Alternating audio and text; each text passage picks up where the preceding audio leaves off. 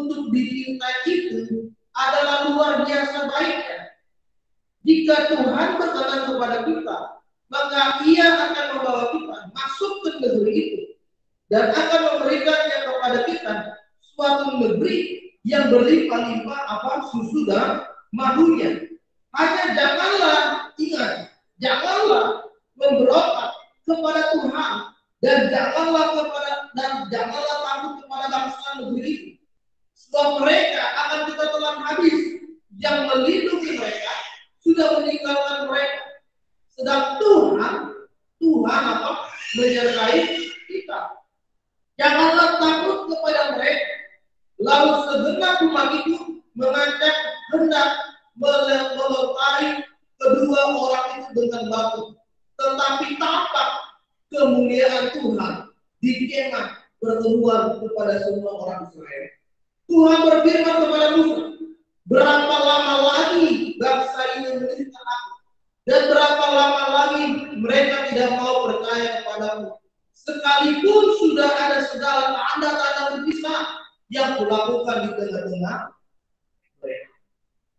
Saudara yang terkasih dalam nama Tuhan, ini merupakan sebuah kisah ketika bangsa Israel akan memasuki tanah Kanaan.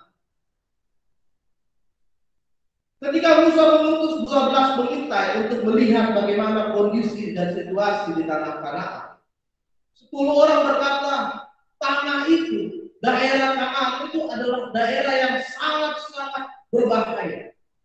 Karena ada suku Enak, dan suku itu adalah suku kanibal. Dia memangsa daging bahkan manusia sesama sukunya pun dimana. Dan postur tubuh mereka itu 2 kali bahkan 3 kali lebih besar daripada orang-orang Israel. Dan pada saat itu saudara, orang-orang Israel merasa tidak akan bisa masuk ke tanah Kanaan. Mereka merasa tidak akan mampu untuk masuk ke daerah itu, tidak akan bisa melawan suku-suku itu, ya. Sehingga mereka melakukan pemberontakan.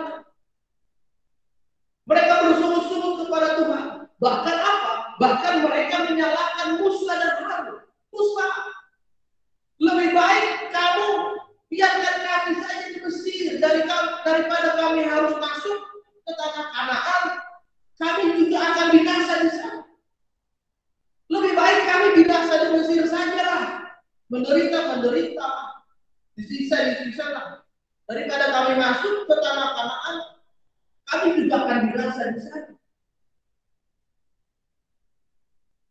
Bangsa ini mulai memberontak, bangsa ini mulai bersungut-sungut, bangsa ini mulai menyalahkan orang, bahkan bangsa ini mulai menyalahkan Tuhan. Maka jadi Tuhan katanya Tuhan akan memberkati kita.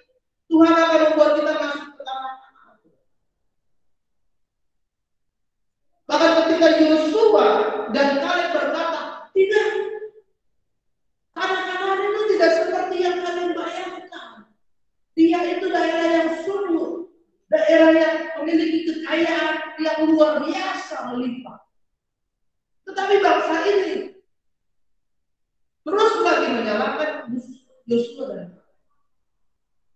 Saudara, banyak orang di tengah-tengah keadaan saat ini bersungut-sungut dan memberontak kepada Tuhan. Di tengah-tengah kondisi yang saat ini sedang sulit, saudara, banyak yang memberontak, banyak yang bersungut-sungut. Tuhan, kenapa sih Engkau kasih pandemi virus corona di bangsa kami? Tuhan, kenapa sih banyak orang yang meninggal, bahkan Tuhan banyak sekali yang terkena virus itu. Bahkan banyak orang yang sudah menyerah, saudara. Ya sudahlah, pasrah saja. Kayaknya kondisi ini tidak akan pernah berakhir. Pandemi virus corona sepertinya begini-begini saja keadaan kita nanti. Banyak orang yang sudah hopeless, hilang harapan. Kenapa? Karena keadaan sedang sangat susah. bekerja harus dari rumah, gaji dipotong. Ada juga yang harus di PHK karena pengurangan karyawan. Banyak orang yang sekarang makan saja sudah sangat sulit. Tetapi saudara, terkasih dalam nama Tuhan, hari ini kita mau belajar supaya kita tetap terus melangkah maju. Seperti yang menjadi harapan dari Musa dan Harun, kita harus maju ke depan. Karena di depan itu sebentar lagi kita akan tiba di tanah Tuhan. Hari ini kita harus melangkah maju ke depan. Kita harus punya harapan. Karena nanti pasti suatu saat pandemi ini akan berakhir dengan kuasa dan pertolongan dari Tuhan. Amin. Kita harus punya harapan Tuhan sanggup mengatasi semua keadaan yang ada di keluarga saya, keadaan yang ada di negara ini, bahkan keadaan yang ada di dunia. Jadi hari ini kita harus belajar supaya kita bisa melangkah maju. Saudara, apa yang menjadi penyebab kegagalan? Banyak orang gagal, kenapa? Karena mereka masih berada di dalam zona yang nyaman. Di ayat yang ketiga tadi berkata, mengapa Tuhan membawa kami ke negeri ini supaya kami tewas oleh pedang dan istri-istri kami menjadi tawanan? Bukan kalau lebih baik kami pulang. Banyak orang gagal saat ini, apalagi di tengah-tengah kondisi saat ini, karena mereka masih berada di dalam zona nyaman. Mereka masih merasakan kenyamanan di waktu-waktu yang sebelumnya. Sekarang ibadah kita harus ibadah online dari rumah. Ya. Banyak orang yang tidak terbiasa dengan cara ibadah yang seperti ini. Mereka tidak mau tinggal di dalam zona nyaman. Akhirnya tidak pernah ibadah online. Ya. Ibadah pun cuma ikut pas terakhirnya doang, pas terima doa berkat sudah. Atau ada juga yang ikut ibadah online, nggak pernah mandi, ya kan awis bangun tidur, cuci muka, nyalain Zoom atau Google Meet, udah. Lalu kameranya dimatiin, udah biarin aja tuh, WR-nya nyanyi, gitu kan, pengkhotbahnya biarin aja khotbah, ya lanjutin gitu ya. Kenapa? Karena masih berada di dalam zona nyaman. Banyak perusahaan-perusahaan sekarang tutup. Kenapa? Karena mereka tidak bisa bersaing di tengah-tengah kondisi sama. Mereka tidak mau menciptakan satu produk yang baru di tengah-tengah pandemi saat ini.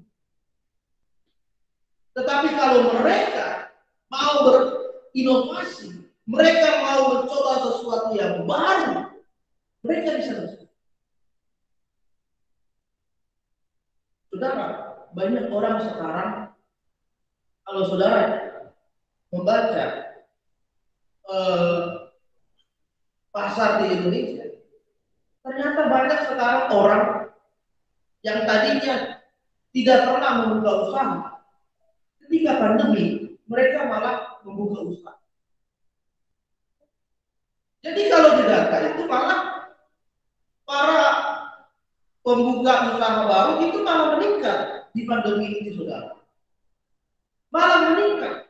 Data itu menyatakan bahwa mereka yang membuka usaha itu malah meningkat. UMKM di Indonesia di tengah-tengah pandemi itu malah meningkat. Kenapa? Karena mereka mempunyai sesuatu yang baru. Ada yang membuat masker,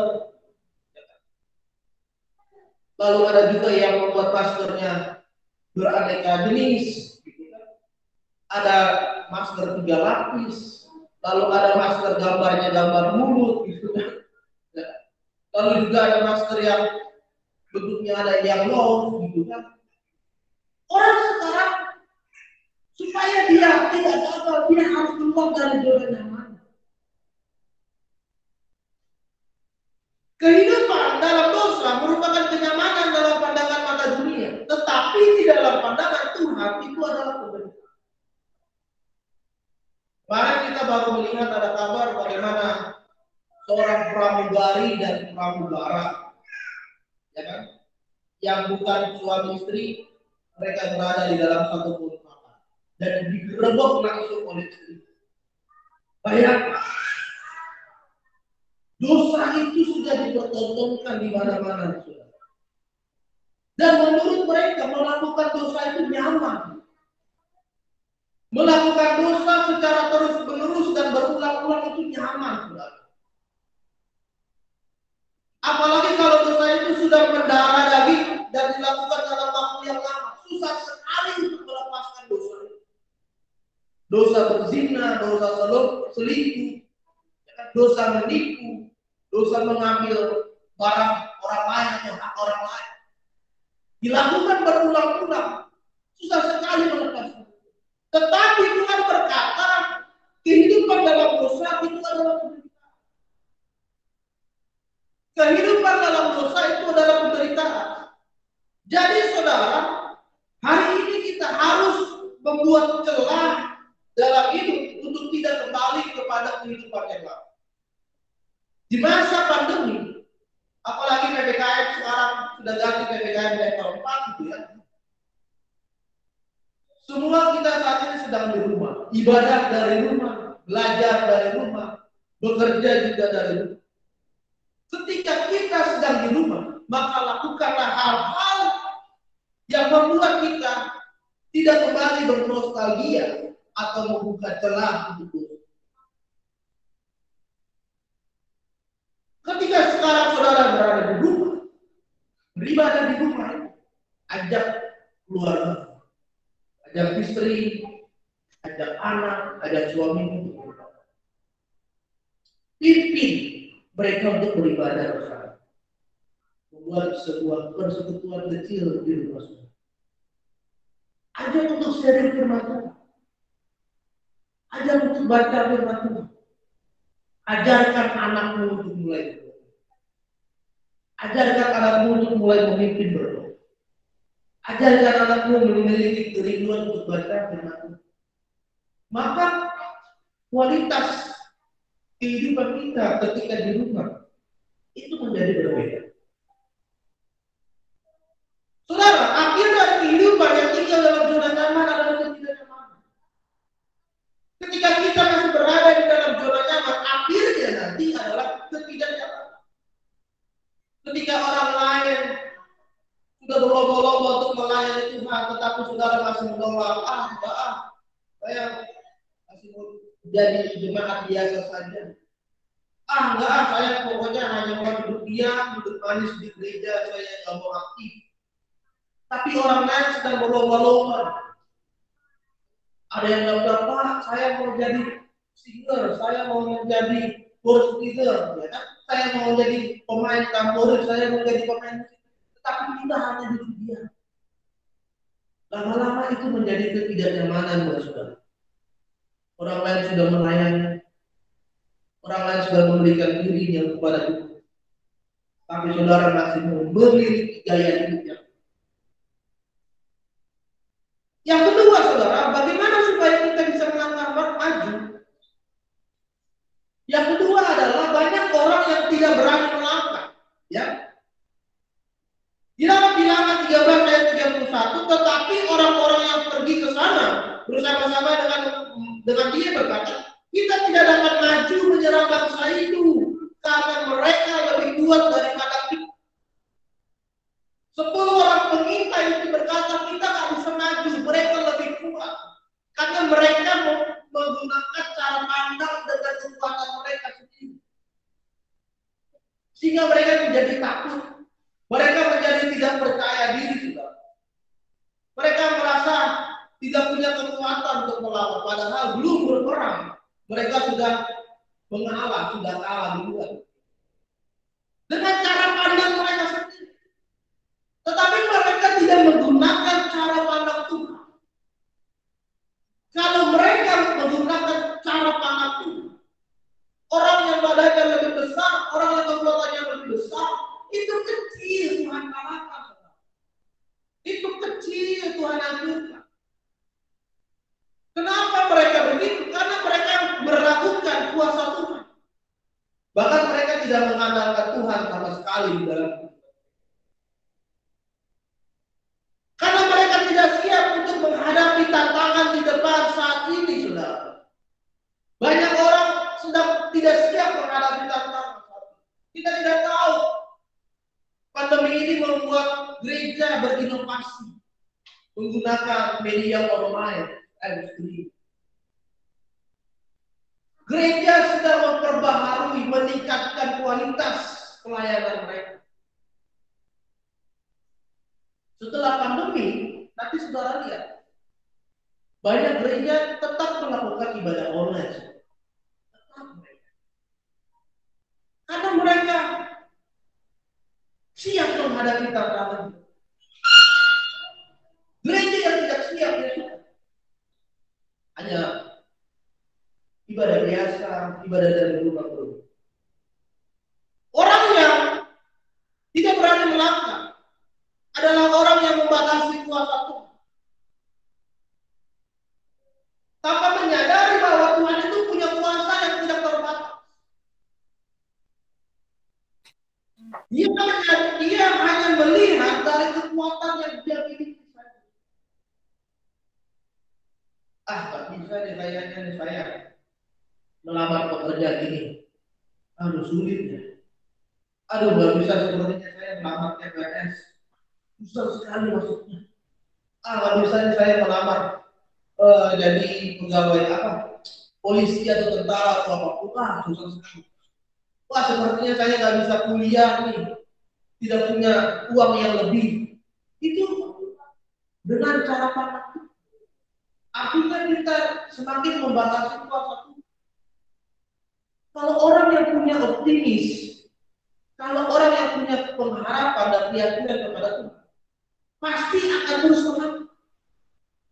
Saya tetap harus bisa kuliah.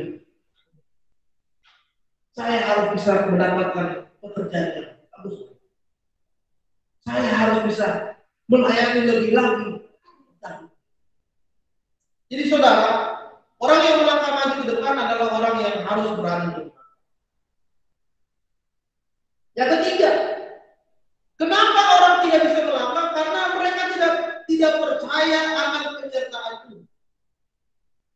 Kita lihat ayat yang ke-9, hanya janganlah memberontak kepada Tuhan dan janganlah takut kepada bangsa negeri itu. Mereka akan kita telan habis. Yang melindungi mereka sudah meninggalkan mereka, sedangkan Tuhan menyertai kita. Janganlah takut. Ketika Yosua dan Kaleb meyakinkan mereka, ayo, Tuhan pasti tolong, Tuhan pasti menyertai kita. Jangan, yang penting kita jangan memberontak. Ayat 9 berkata seperti itu. Lalu apa jawaban pemerintah? Ayat ke-10 bilang, lalu segenap umat itu malah mengancam, mau melempari, malah mau melempari Yosua dan Kaleb. Ya. Yosua dan Kaleb yang sudah melihat langsung tanah Kanaan, lalu memberikan optimisme kepada bangsa Israel, malah itu dilempari oleh bangsa ini. Karena apa? Karena mereka tidak percaya akan penyertaan Tuhan. Mereka masih mengandalkan kekuatan mereka sendiri. Mereka masih mengandalkan kemampuan mereka sendiri. Sehingga mereka tidak percaya akan penyertaan Tuhan. Saudara yang terkasih dalam nama Tuhan, hari-hari ini membuat kita untuk lebih lagi percaya akan penyertaan Tuhan. Saudara masih diberikan kesehatan hari ini, semua itu karena anugerah. Saudara masih bisa bekerja saat ini. Sedangkan banyak orang di luar sana yang sudah di PHK, tapi saudara masih bisa bekerja dan mendapatkan gaji. Semua itu karena anugerah Tuhan. Saudara masih bisa makan saat ini dengan keluargamu. Saudara masih bisa tercukupi kebutuhanmu saat ini. Sedangkan di luar sana banyak orang yang sangat sulit mencari makan. Itu semua hanya karena bukan karena kekuatan, tapi karena. Amin.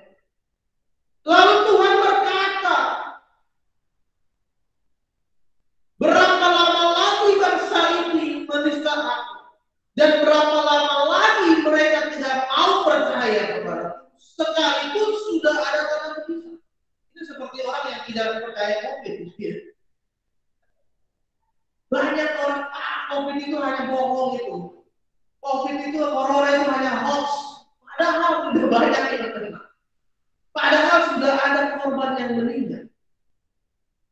Padahal itu bukan cuma di Indonesia.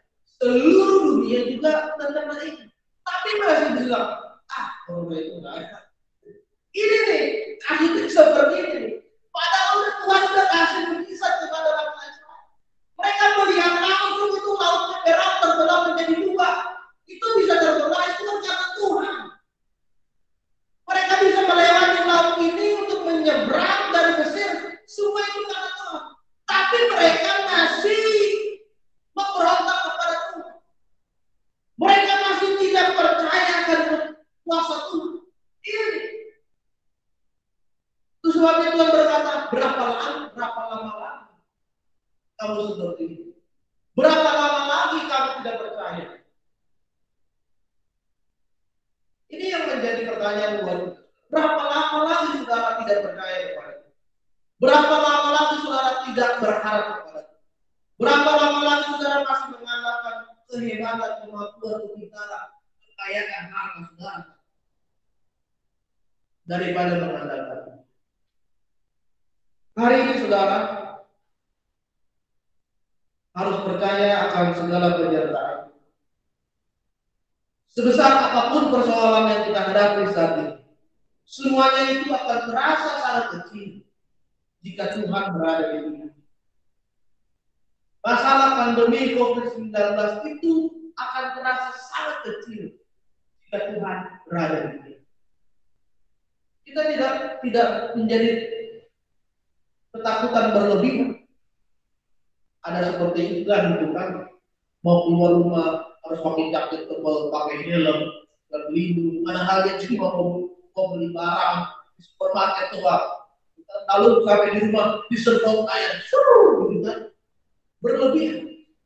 Tetapi kalau saudara percaya akan kuasa Tuhan, tetaplah melangkah maju. Tuhan akan menyertai saudara. Dan masalah apapun semuanya dapat diatasi oleh setiap orang yang berharap percaya kepada Tuhan.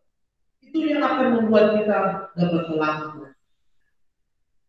Sesulit apapun persoalan yang kita hadapi saat ini, besar apapun tantangan yang kita alami saat ini, itu tidak akan membuat kita diam, tetapi itu malah semakin membuat kita untuk melangkah maju. Karena di depan sana ada berkat Tuhan yang sedang. Karena di depan sana ada harapan, ada masa depan Tuhan yang Tuhan akan sediakan bagi setiap orang yang berani bergerak maju dengan kenyataan. Tuhan telah sediakan berkat-berkat. Amin. Biarlah hari ini firman Tuhan kuatkan kita supaya kita tetap terus melangkah maju bersama dengan Tuhan. Haleluya.